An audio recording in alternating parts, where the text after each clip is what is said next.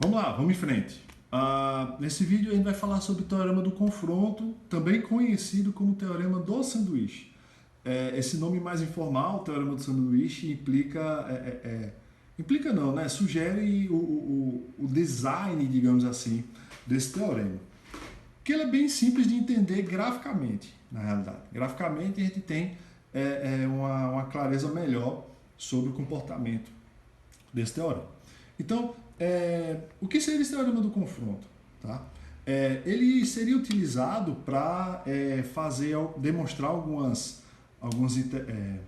limites e algumas continuidades de funções e limites de funções. Se quando você analisa essa função como um todo, você não consegue dizer nada, mas quando você divide essa função em duas partes e você sabe o comportamento nessas duas partes em separado, você consegue dar o resultado do comportamento delas duas juntas. Essa é uma das aplicações, né, na realidade. Também você usa o teorema do confronto para poder provar a continuidade de funções trigonométricas, que são todas periódicas e tal. Já adianto que que elas todas são contínuas, certo? Em todo o domínio, né? A prova é bem simples, utiliza identidade trigonométrica, forma do soma ou subtração de arcos, alguma coisa assim. Não sei se usa definir, enfim. Não é o foco aqui, mas a ideia é o seguinte, perceba o seguinte, ó, o que diz esse teorema do confronto? Vou passar aqui, ó, pegar um gráfico aqui qualquer, certo? YX. Então, vamos supor o seguinte, que eu tenha duas funções em específico, certo? Vou pegar aqui, vamos supor que isso aqui é a função f de x, uma função aleatória qualquer, tá bom? E vou destacar esse ponto aqui, ó. Esse ponto aqui que eu vou chamar de A, e aqui eu vou chamar de L, que seria o limite dessa função f no ponto A, né, que seria L. Vamos supor que existe uma outra função chamada g de x. Vou chamar a função g de x, que ela vem aqui e tal, passa por A e vai-se embora também, aqui, ó, g de x, certo? Ok. O que diz esse teorema do confronto? Esse teorema do confronto diz o seguinte, algo bem empírico, por assim dizer. Esse teorema do confronto diz o seguinte, que quando eu tiver dentro de um intervalo específico, né, dentro de um intervalo específico, vamos botar aqui dentro, ó, dentro de um intervalo específico do domínio da função, se eu tiver uma terceira função, a qual eu vou chamar de h de x, né, essa aqui de azul, vamos supor. Eu tenho uma terceira função, h de x, e que eu saiba que dentro desse intervalo considerado, essa h de x está completamente entre f e g de x, e mais, sabendo que o limite de f de x e g de x em algum ponto específico dentro desse intervalo é o mesmo e é igual a L, eu tenho certeza absoluta que o limite de h de x nesse mesmo ponto é também L. Independente para onde vá o h. Independente para onde vá o h dentro desse intervalo. Se eu tiver a segurança que a função está dentro de duas outras e que dentro desse intervalo considerado o limite da superior e da inferior é L, o limite de h de x também vai ser L. Tá bom? Então, considerando aqui em palavras, digamos assim, né? Se, né, eu vou colocar logo direto assim, se f de x for maior ou igual a h de x e se ela for maior ou igual a g de x em um dado intervalo contido no domínio da função, certo? Em um dado pedaço do domínio, né? Ou nele todo, depende do caso, né? Então, se isso aqui acontece, então ainda não. E o limite de f de x quando x tende a A é igual ao limite de g de x quando x tende a A, e esses dois valores são iguais a L, com A dentro desse domínio, obviamente, então eu tenho certeza absoluta que o limite de h de x, quando x tende a A, também é L. Eu não estou nem preocupado em saber o que acontece antes, ou depois ou antes de A para a função H. Não estou nem preocupado.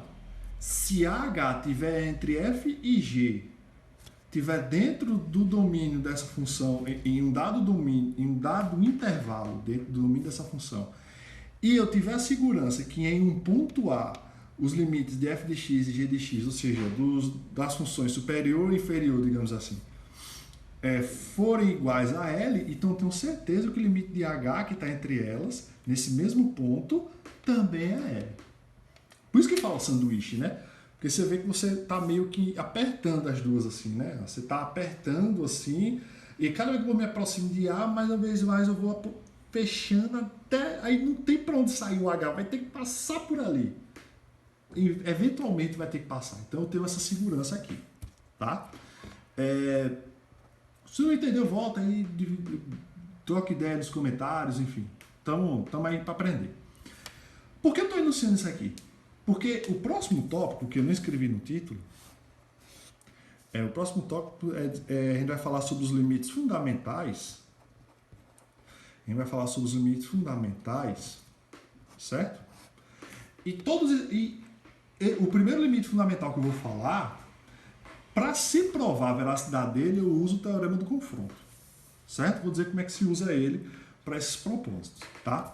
O primeiro limite fundamental é o seguinte: o limite de seno de x sobre x quando x tende a zero, isso aqui é 1, para todo x, obviamente, né, diferente, não pertence não, diferente de zero, óbvio, né, tendendo não vai ser nunca, né. Então, o limite dessa função, quando x tende a zero, é 1. Então, para provar isso, usa-se o teorema do confronto. Não é o foco aqui eu dar demonstrações de teoremas, certo? Porque eu já falei algumas vezes que essas provas estão muito bem explicadas e de diferentes formas em todos os níveis de cálculo. Então, tem um que tem uma linguagem mais técnica, tem um que tem uma linguagem mais acessível, então você se adapta melhor às literaturas que existem, né? Aqui a ideia é tentar passar de uma maneira mais simples do que eu estou falando aqui, certo? Então, boa parte das vezes eu não exijo tanto rigor. O rigor você procura nessas publicações. Mas para esse caso aqui, que a demonstração é bem simples, eu vou passar aqui para vocês só para dar utilidade ao ter falado aqui sobre o teorema do confronto. Porque para que ele serve na prática aqui, né? Um dos casos, né? Então, prova. Então, como é que eu provo isso? Lá. Para isso, eu vou fazer uma construção adicional, tá? Vou tentar construir aqui, né?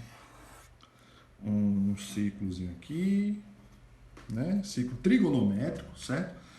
Você, como bom estudante de pré-cálculo, sabe que o raio do círculo trigonométrico vale 1, né? Vale 1. Então, vamos puxar aqui assim, ó. Certo? Um raio aqui qualquer e aqui um ângulo X, tá bom? E aqui um ângulo X. Novamente, você como bom estudante de pré-cálculo sabe que existe um eixo aqui fora, paralelo ao eixo Y, né? Que é o eixo da tangente, né? E que a tangente desse ângulo X é dado por isso aqui, né? Ó.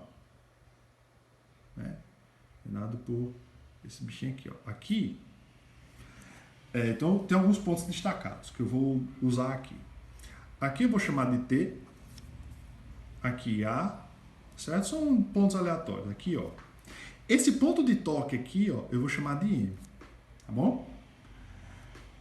Aí o que acontece? Eu vou puxar um triângulo aqui, ó, de M para A, certo? Então aqui eu tenho 3 construções, eu tenho 3 figuras geométricas. Observe. Siga a minha narração. Ó, eu tenho o triângulo MAO,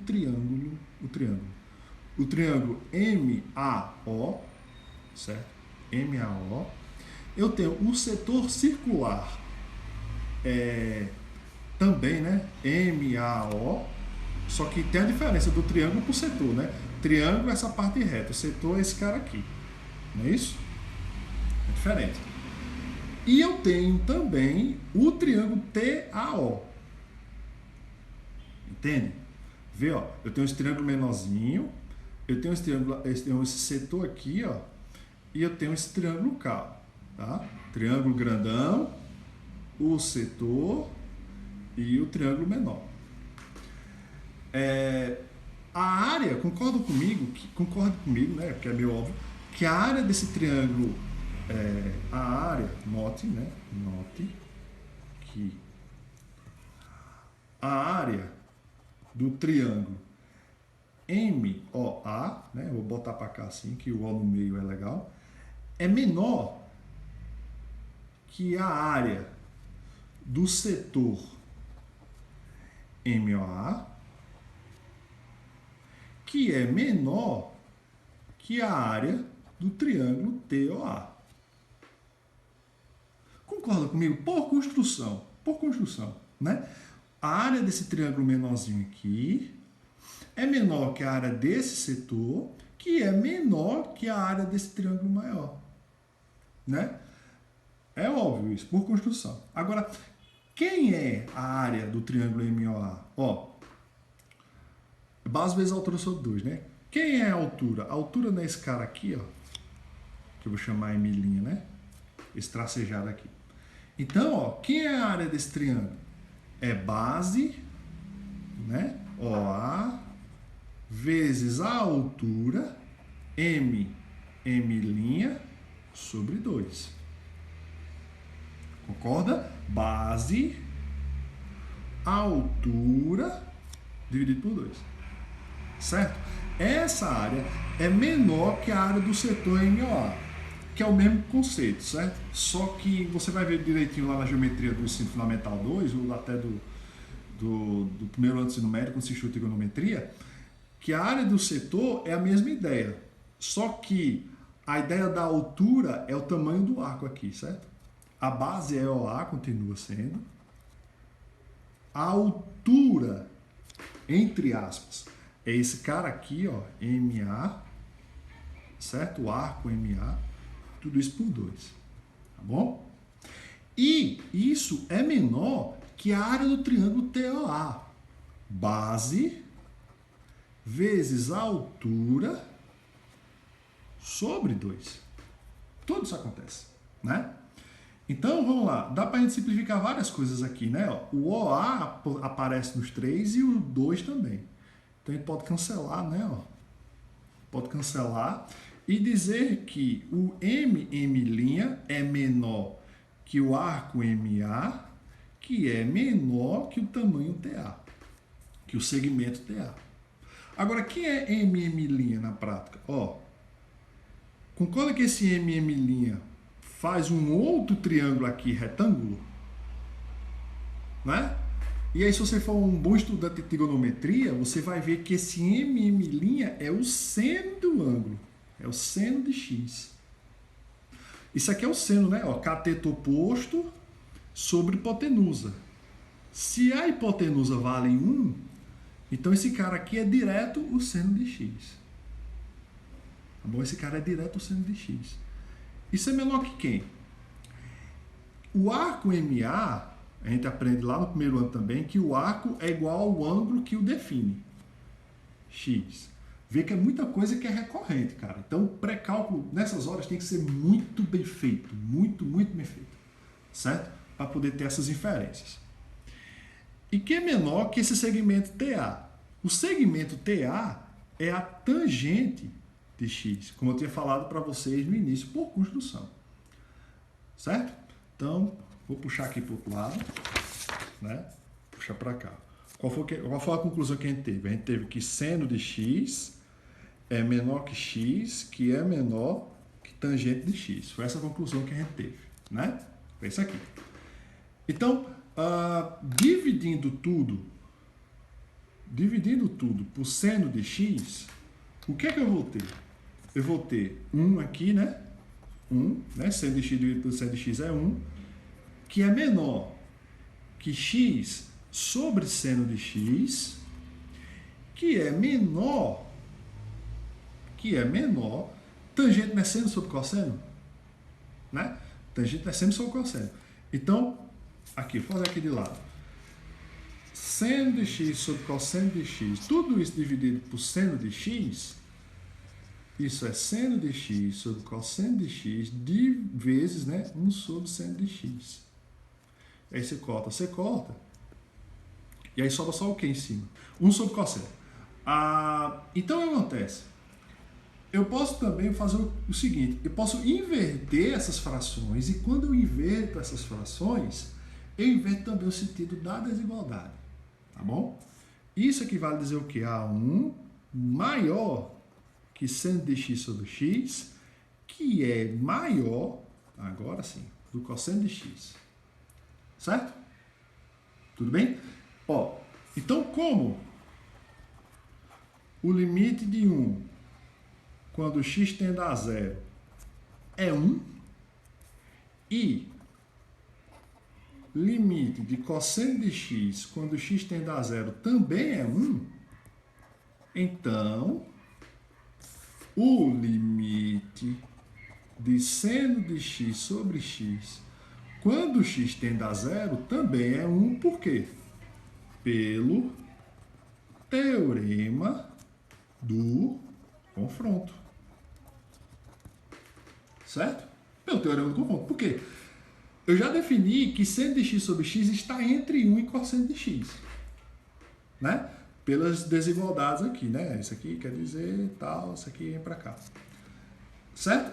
Isso acontece. Seno de x sobre x está entre 1 e cosseno de x em todo o domínio da função, em todo o domínio, seja ele qual for. Né? Porque ela é contínua em todo real, então não tem problema em fazer essa inferência para toda a reta real. Então, o limite de 1 quando x tende a 0 é 1, o limite da constante é a própria constante, como nós vimos nos primeiros vídeos. O limite de cosseno de x quando x tende a 0 é cosseno de 0. E qual é o cosseno de 0? 1. Então, se eu mostro que seno de x sobre x está entre 1 e cosseno de x, e que os limites desses caras, quando x tende a 0, é 1, então o cara que está no meio, pelo teorema do confronto, também tem um limite igual a 1. Também tem um limite igual a 1. Então está provado, né? Provado aí o que eu gostaria de falar. O vídeo já está um pouco longo, então vamos adiantar aqui. O limite fundamental B que eu quero falar também aqui é o limite de... É um limite famoso, né? Deixa eu ver aqui. Calma aí. Eu sei como você é mais. 1 mais 1 sobre x elevado a x, quando x tende ao infinito, mais ou menos, é certo? Onde é aproximadamente 2,71828. O outro limite fundamental é limite de a sobre x, deixa eu puxar aqui, menos 1 sobre x, quando x tende a 0, isso aqui é o log neperiano de A. Obviamente, pela restrição, né? A tem que ser maior que 0 e diferente de 1 pela definição de logaritmos. Certo? Tranquilo? Existe outra também, deixa eu pegar aqui rapidinho. Aqui. D, né? Limite de 1 menos cosseno de x sobre x, quando x tende a 0 é 0. Tá bom? Esses são os 4 limites, tá bom? Esse daqui, esse K, esse K, esse K, tá bom? A demonstração isso aqui envolve séries, né? Porque isso aqui também envolve aplicação de matemática comercial. Esse cara aqui é uma manipulação algébrica que redunda nesse, provavelmente. E esse cara é usando um argumento semelhante a esse daqui. Tá bom? Então, eu espero que você tenha aprendido, espero que você tenha degustado um pouco. Tá bom? Então, qualquer coisa, pausa o vídeo, volta, renova, tal, etc. E a gente vai aprender. Tá? 20 minutos de vídeo, meu Deus.